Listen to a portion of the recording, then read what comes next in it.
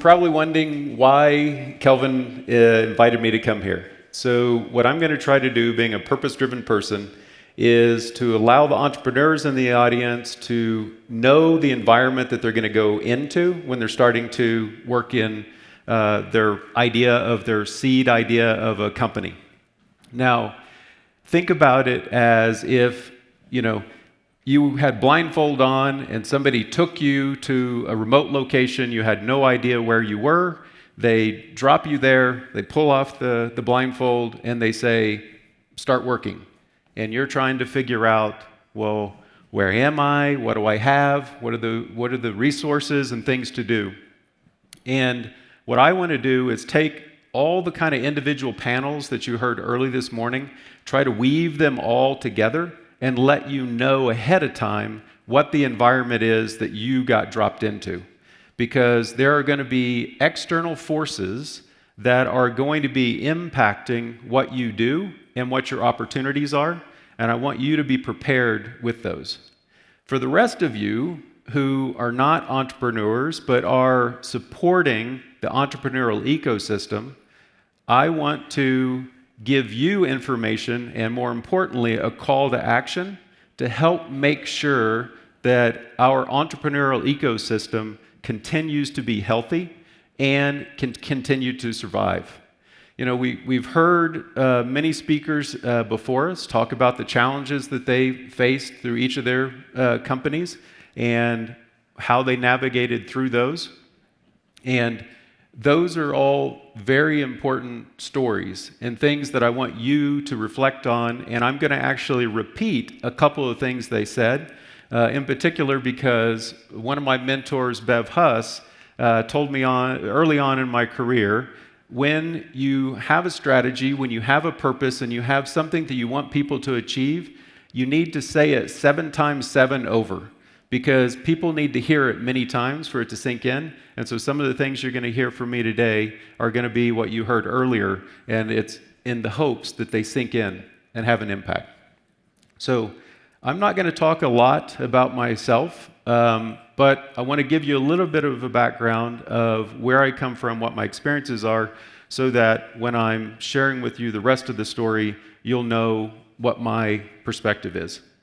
So I'm a mechanical engineer, and out of college, I went to work at a very large company, General Dynamics, working on fighter planes.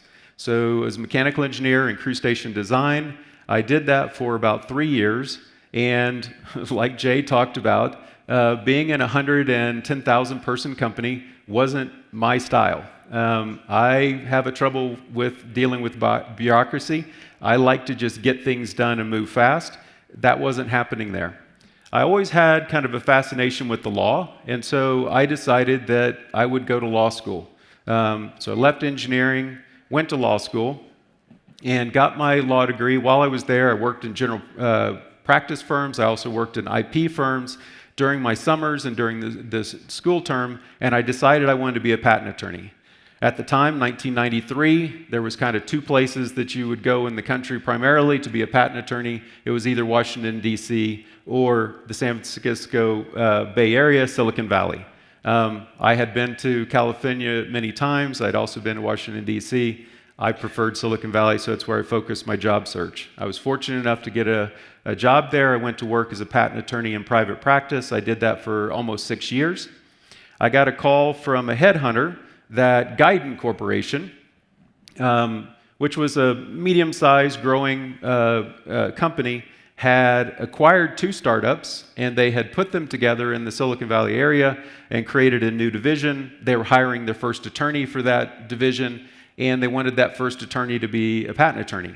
Well, I had been kicking around the idea of possibly, leaving private law practice and moving into a corporation because I really had kind of a business bent to my thinking and my desires. And so interviewed for the job. Fortunately, I got it, and I thought, this is great. I'm the first attorney here. I get to decide how things are done. So I liked that environment, and Guidant was very good to me through the 7 years that I was there, including allowing me to get my MBA while I was working at Guidant. As I was finishing my MBA, Guidant was in the process of being acquired by Johnson & Johnson. Johnson & Johnson had put in a bid. We were going through the process of being acquired and everything. Ultimately, that deal fell apart, and Boston Scientific and Abbott stepped in and saved the deal, went ahead and acquired Guidant. The company was split. During that time, I got introduced to Dr. Josh Mackauer. Josh had started an incubator in ExploraMed. This was around 2005, and just to show how old I am, we called it an incubator. He called it an incubator. We still kind of refer to it as an incubator, but now there's actually a new term that came along over the last few years called a venture studio, which means that we both create the companies, the ideas, the inventions, and we incubate them within it. So we don't take in external ideas. We don't have multiple companies all in the incubator at the same time. We typically only have 1 or 2 projects going at any given time. But it was a great thing for me because Guidant had grown from being about 6,000 employees when I started to over 12,000, and then now it was being acquired by an even larger company, and that didn't mix with me. So Josh said, hey, why don't you come to ExploraMed, and we'll try it out for 2 years, and then we'll probably be out of money, and then you may go to work for one of the companies we create, or you have to go find another job. Is that okay with you? I said, yeah, sure. Let's give it a try. And now here we are 20 years later. I'm still there, and I run it. So what have we done over those years? We've created the companies that you see on the slide here. There's one more that's missing, which is X9. So X9 is the 9th new company that we've created. And I'm going to talk a little bit about what I've learned over the years between all the companies that are on this slide. The ones that are in the tree branches, half of them have been acquired, and half of them are still going, except for one, in which we were not able to raise a round of financing, so it had to shut down, and I'll talk about that and why. So, what are we here to talk about? We're here to talk about entrepreneurial ecosystem. So the ecosystem, this is where you're going to get dropped into as an entrepreneur.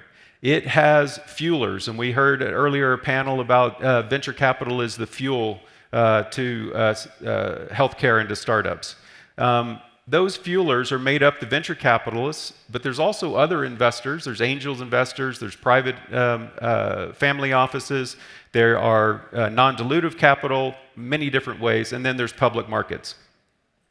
The innovation catalyst, those are the small startups, the large companies, the incubators, the venture studios, the accelerators, and then also the universities and other just individual inventors and entrepreneurs. Then you have your consumers. Consumers are individuals or patients. You have physicians and you have companies. All of them are potential purchasers of technology in the life science space. And then you have the regulators. And the regulators are very important. And we're going to spend a lot of time talking about them later. But there's a number of them in our space. We have to deal with the FDA, we have to deal with SEC, we have to deal with the Patent Office, the FCC if you've got Bluetooth or wireless in your technology, the FTC, Federal Trade Commission related to advertising. There's industry standards, there's third-party payers, there's Medicare, and there are the professional societies. All these people are people who control the environment that you're going to be in. And so we're going to talk about how these players interact with one another. So, first of all, needs and ideas. There's, unmet needs, countless unmet needs with respect to healthcare. There are so many diseases that don't have solutions to them. There are so many medical conditions that there right now are not good solutions.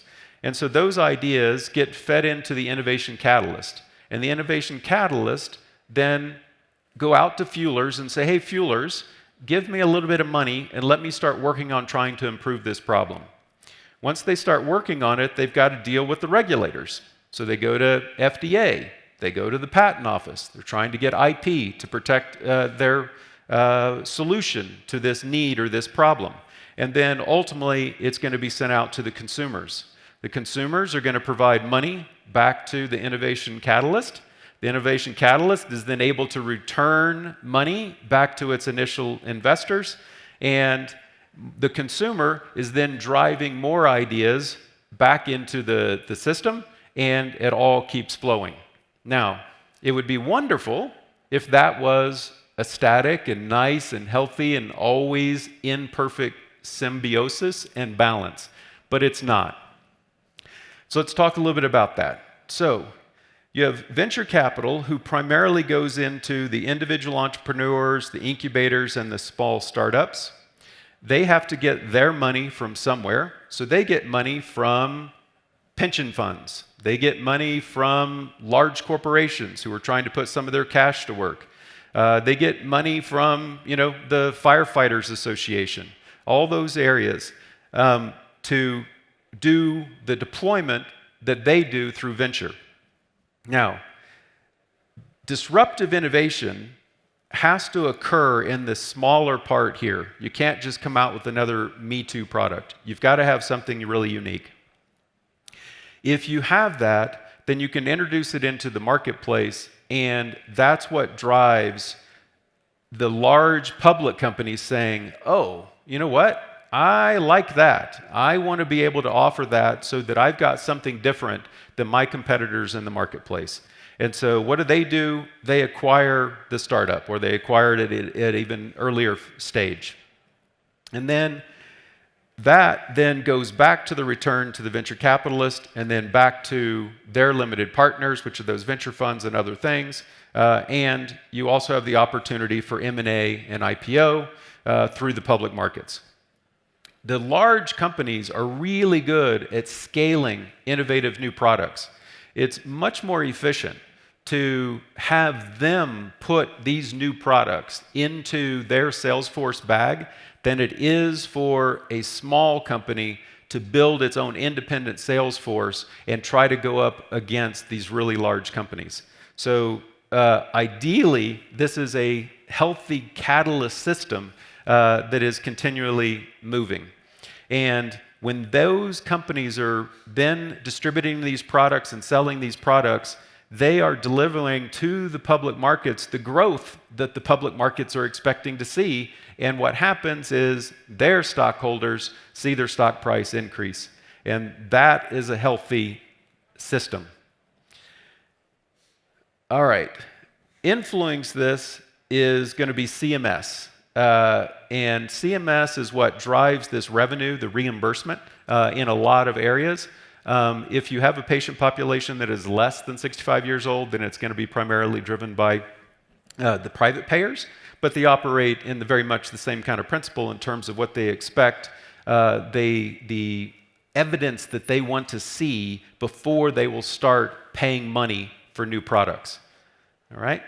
So, large companies require this steady diet of new small companies. The small startups require a steady diet of venture capital.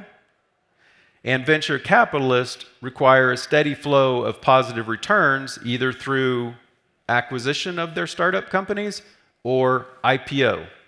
And we heard earlier from the panelists that the IPO window has not really been open, and there's a lot of uncertainty about it. It opens and closes all the time, and you can't always count on it. So therefore, you have to have another exit, which is acquisition by a large company of a smaller company in order for them to get a return. Because a venture capitalist typically raises a fund that has a 10-year life cycle.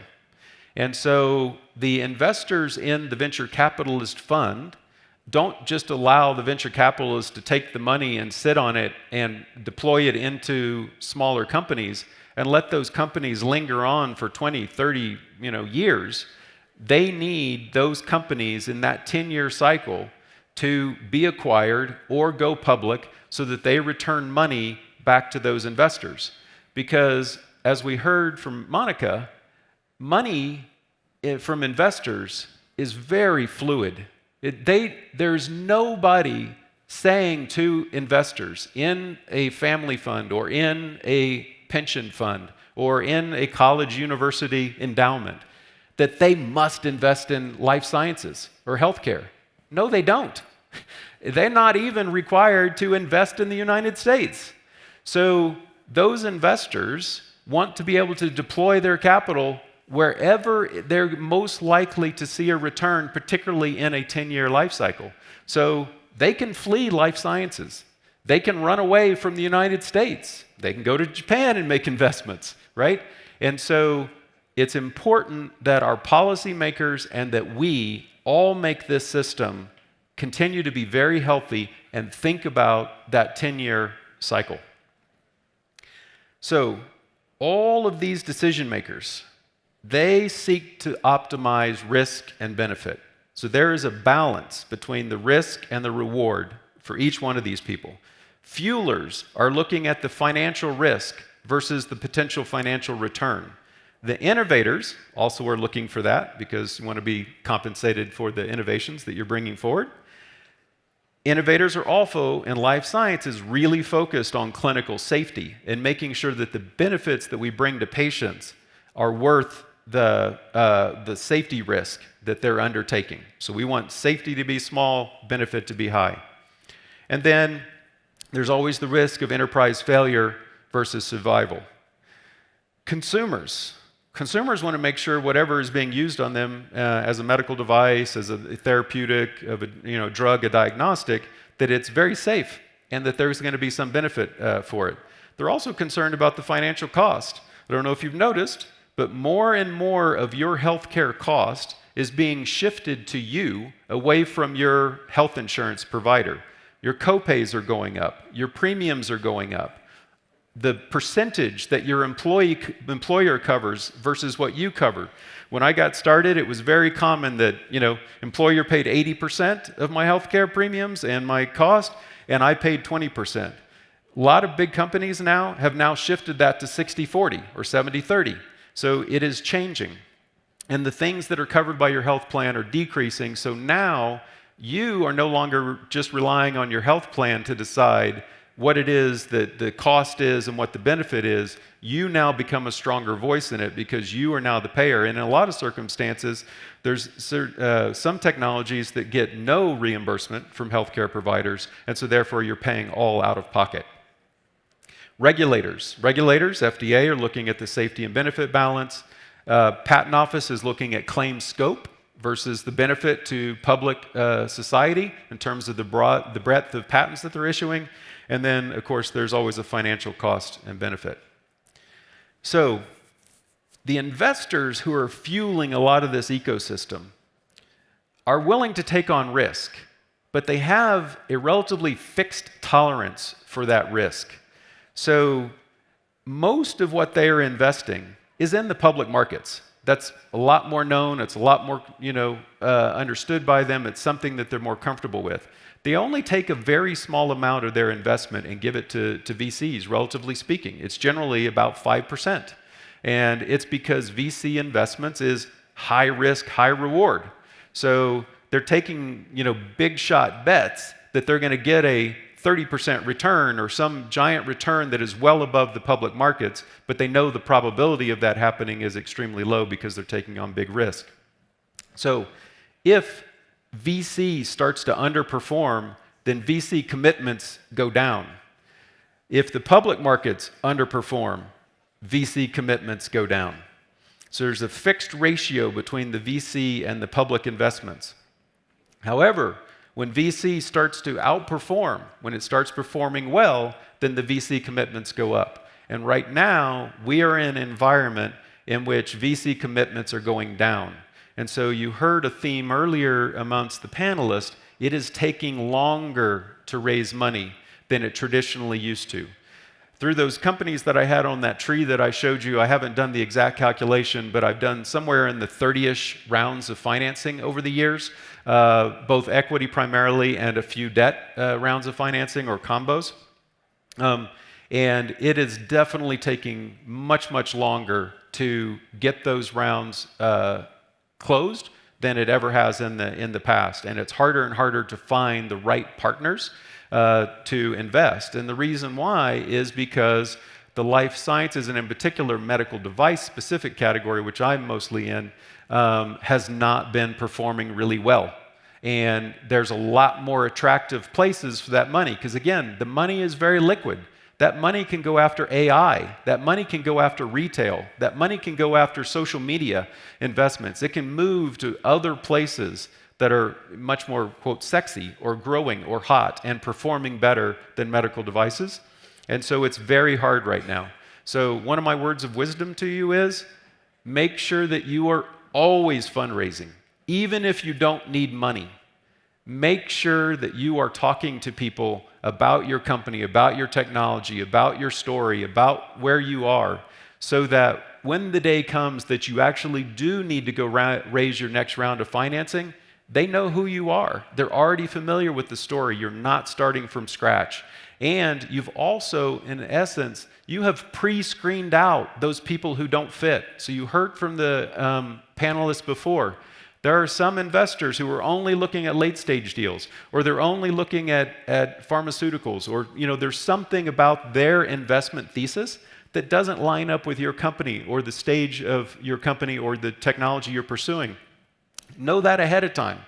Don't wait until the funds are running low to start doing that screening process. Always be doing it. All right, so there are a lot of forces always at work on the ecosystem. And some of it is, intentional, and some of it is just the dynamics of what happens. But right now, one of the forces that is working on our ecosystem is healthcare is too expensive. You hear it over and over and over again from policymakers, senators and congressmen and the administration. We've got to drive drug prices down. We've got to drive the cost of healthcare down. Well, if you're driving all those things down, it makes it unattractive to investors to be looking in the category. And so as an ecosystem, we need to make sure that we are making sure that those policymakers are fully informed, because of course the reaction is, we want the best healthcare. Nobody says, I want to go to the worst doctor. Everybody says, I want to go to the best doctor. Everybody says, I want to get the best medical device. Everybody says, I want the best therapeutic for my disease, right? Well, guess what? If you buy an Apple iPhone, it's the best, right? It's expensive. If you want to drive a car and you want the best, then generally speaking, you're going to be paying a very high price. So how do we reconcile this challenge of everybody, including lawmakers, saying that they want the best of everything, but they don't want to pay any money? We've got to be part of the conversation of helping to drive the balance between making sure that we give the best to everybody and doing it in a very capital efficient way. Okay? So entrepreneurship. If you look at its spelling, it's clearly not an English word, right? So what is it? It's based in French. And the term that it was based on is a verb, which is to undertake or to do something. It's become known over the years, as economists have written about it, to be the term that describes early stage venture capitalists, inventors, entrepreneurs, and small companies. But it really applies to all of us in this ecosystem. So I want to encourage everybody in this audience to undertake and to do something, and I'm going to tell you how to do it, hopefully in the next few slides. So thinking about the ecosystem and these forces that are on it, how are things changed with respect to our approach at ExploraMed? So when we raised our first round of funding, ExploraMed 1, and then our second one, ExploraMed 2, we were in a relatively stable FDA environment and reimbursement environment. Generally speaking, part of the reason why medical devices became very popular and Guidant became such a big company, and Medtronic and others, was that pretty much in the 90s, if you came up with a new technology and you went to a physician and you said, hey, physician, I've got this great new device and this is what it does, the physician would go, ooh, I love it. And he would tell the hospital administration, I'm going to start using this. And they just started buying it. And that was great. That was really stable, really easy. And there was a lot of companies that got acquired. Similarly, our companies, Endomatrix, Transvascular, Clarent, Neotract, got acquired based on that kind of a thesis and that kind of a environment. I will tell you, the promise of being an entrepreneur, it's really nice when you have a company like Acclarent that gets acquired for $850 million, and all of your employees that have stock options in it get a really nice return from that. Or you have Neotract that was acquired for over $1 billion, and all your employees that have their stock options in the company get a really nice return. That feels really good. But unfortunately, that doesn't always happen. So ExploraMed 3.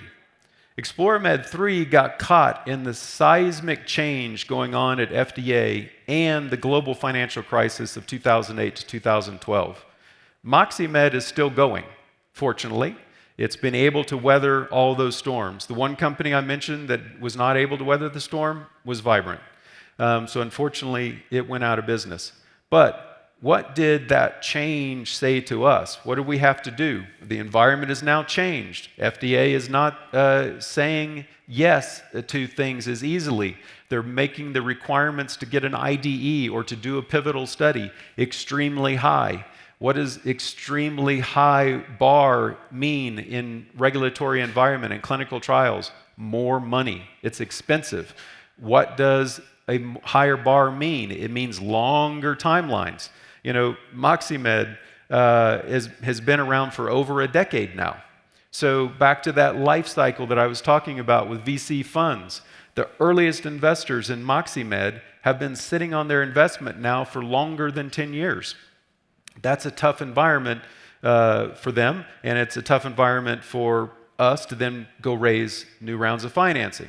So ExploraMed 4, what did we decide to do? We decided to shift to consumer health tech.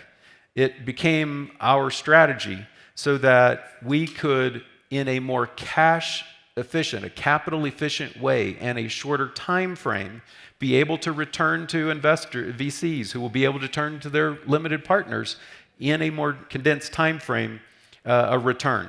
And so we started Nuel, which was a female sexual wellness product that we could be selling directly to consumer and ultimately through the physician channel as well. That was acquired by A2 Biosciences. And we have Willow. Willow is a wearable breast pump. It is still being sold right now. It's a still ongoing company and doing quite well. In ExploraMed 5, we stayed in that same kind of environment or the same kind of mental attitude of we want something that we can get through regulatory and clinical trials and into the marketplace in that cash-efficient, time-efficient manner. But we wanted to go back to a more traditional med device and not just a consumer med device. And so Revel is a handheld surgical instrument and also can be used in the office that does not rely on reimbursement, though. It is still paid for by the consumer directly, well, to the physician. The physician buys it and resells it to you. But it's the more capital efficient focus that we have right now, and for X9, we have that same kind of theme, okay? So, why did we do this?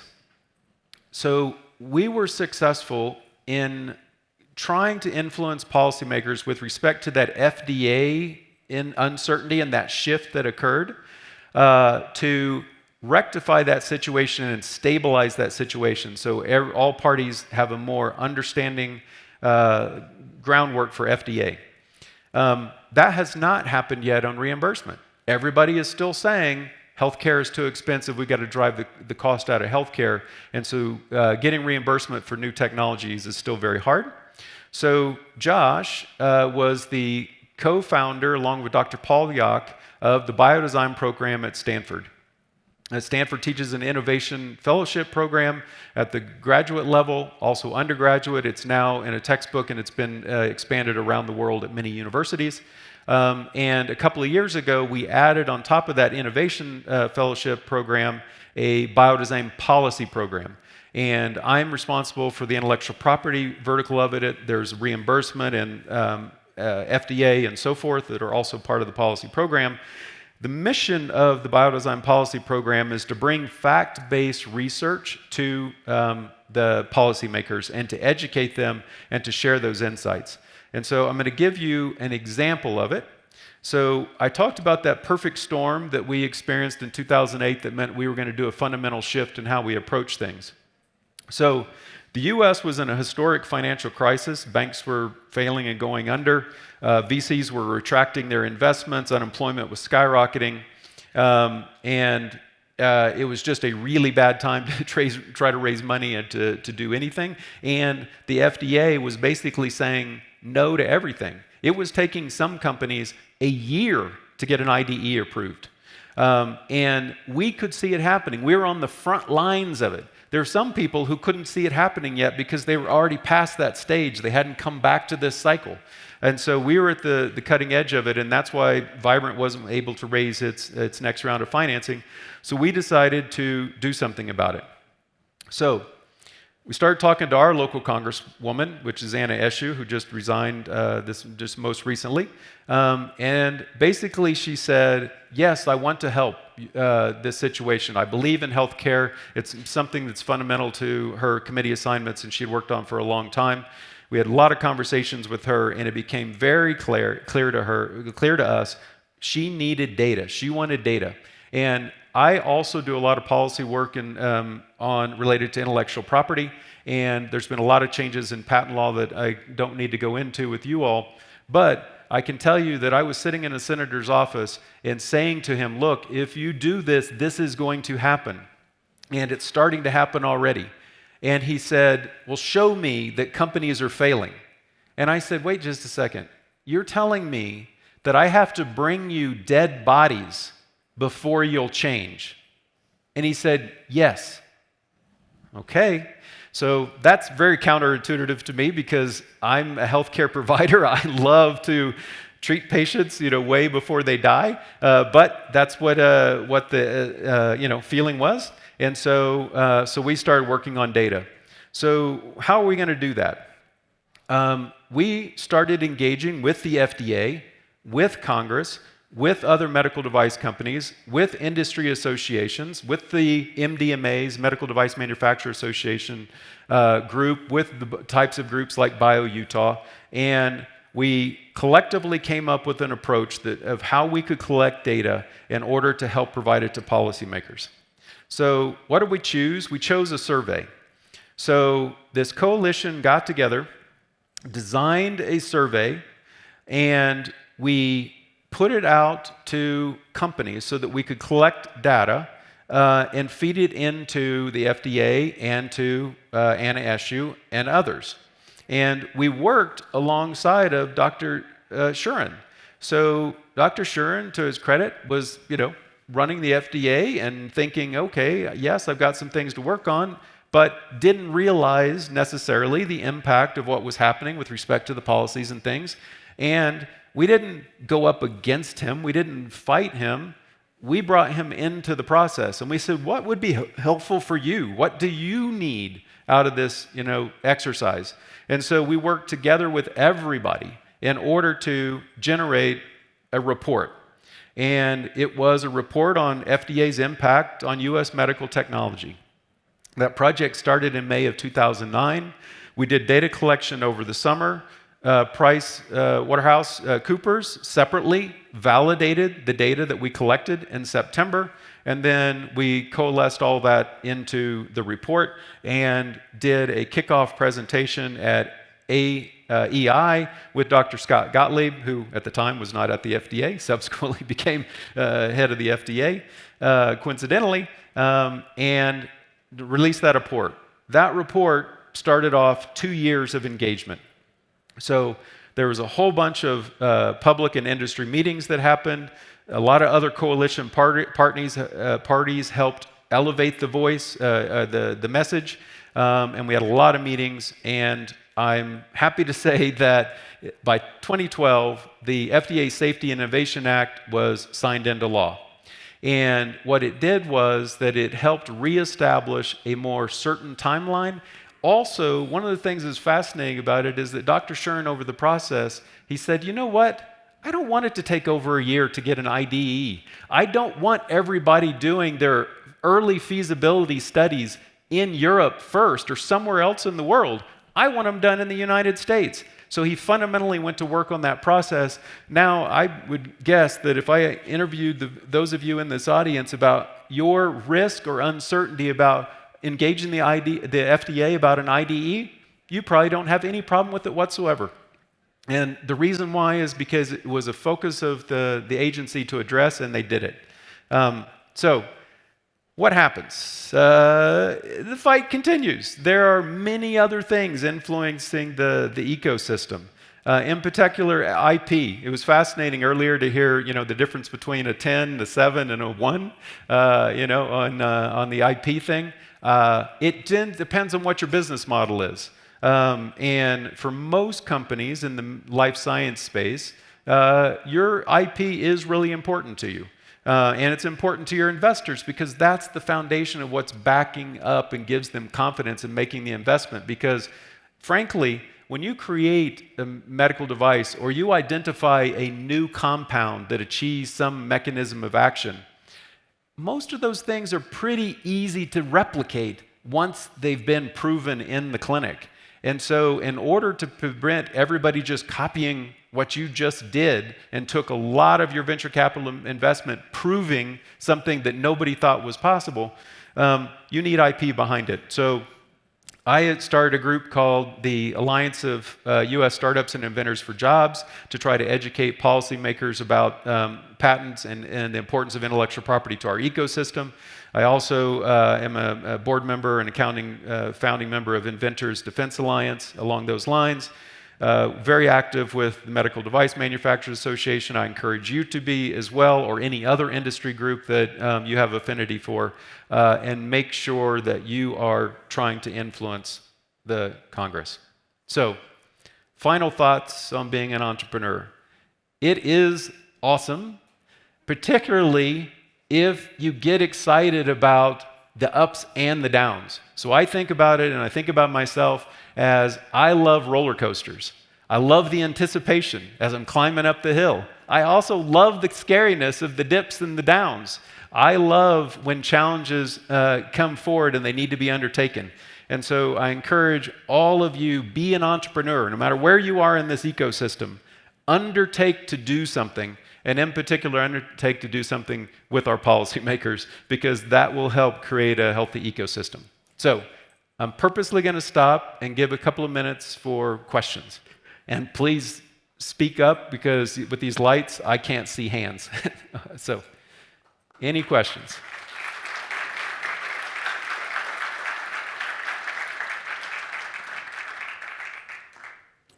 Hello. Thank you for a great presentation. That was fascinating. I'm right in front of you. Okay. I'm at the mic. You said something, and I'm going to get a little granular on you.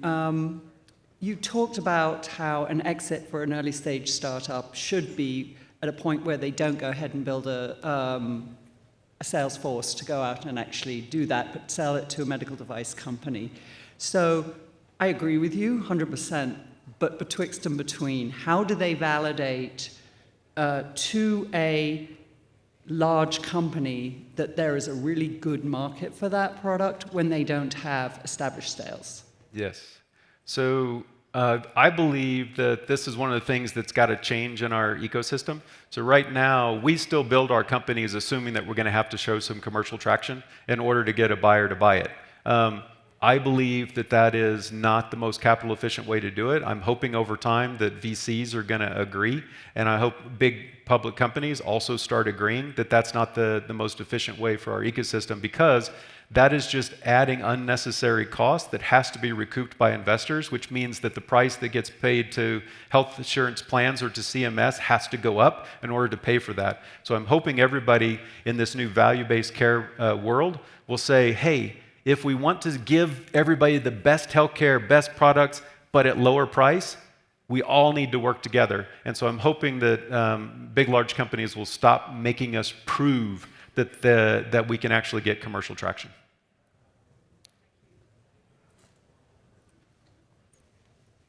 Anybody else? Yeah. Hi, Earl. I'm up here. I have a question for you. Recently, there's been some reductions in force, let's say, at the FDA. And for many years, we've been building the FDA to be a national treasure, really like the gold standard globally. And we understand that China have been building up their own federal regulatory capabilities. What impact now with what's happened in the last 6 months is going to be on innovators and the ability for the regulators from, say, Jeff Shuren's old responsibility? Any thoughts on how that'll affect in the short term and in the medium term? Yes. So real quick, because I know I'm standing between you and lunch. There is a MDUFA bill that is renegotiated every 5 years that helps fund the FDA. The FDA gets taxpayer dollars, but they also get from MDUFA, which is Medical Device User Fee Act, they get money from industry. And so industry basically has worked with the FDA now through 5 different versions of this, saying if you do business efficient practices, we will help pay for the budget of the office. And so fortunately, AdvaMed, MDMA, and others, when there was a hatchet thrown at the FDA recently, rose up very quickly and said, whoa, whoa, whoa, wait a minute. You are firing the AI specialist that we are paying for. We're providing the budget for those things. So they quickly started rehiring the people that they let go. Unfortunately, there still is a morale hit, and unfortunately, there is still going to be some attrition because some of those reviewers said, well, I don't want to come back into this environment. And in the meantime, I very quickly got offers from private industry, and so I'm going to move into private industry. But I believe that there is a groundswell enough from our advocates in DC and the community that we got that stopped, and it's going to get fixed. And so I think it's going to work out okay. All right, we're out of time.